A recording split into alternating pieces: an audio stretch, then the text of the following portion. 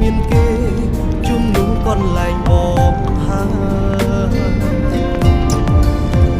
ឆាប់បងអន់មែនទេទៅពីមេមិនតបឬក៏ឆាប់បងរំខានត្រាំត្រើ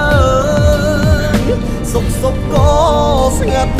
មិនខ្វល់ពីបងឡើយអូនប្រហើយមិនដូចកាលពីមុនទេឃើញអូនឡើងរហូតតែអូនអត់រីប្លាយស្នេហ៍យើងឃ្លាតឆ្ងាយក្រោយពេលអូនជួបគេឬជួបចិត្តគេហើយទើបអូនអងអារម្មណ៍ស្នេហ៍បើជ្រើសគេមាសមេប្រាប់បងផង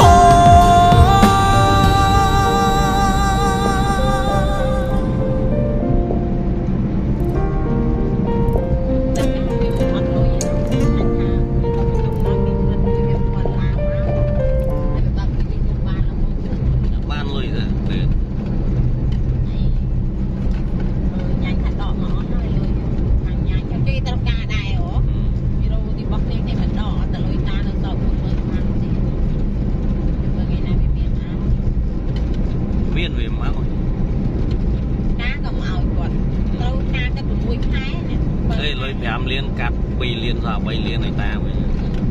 កាត់តាមគេនិយាយថាតាមវាបើឲ្យវាកាត់ចោះមើលកុំឲ្យថាយកលុយមកជាលើតាជឿទៅដាក់លើគេណាគេកាត់លុយល្អជាងវាមានពាក្យថាកាត់មកធម្មតាណាមើលមួយខែនឹងអស់2 លានណាវាតិចទេណាចាណាបតោរោហើយបាយទឹកតាទៅនៅវាដាក់បាយផ្ទះស៊ី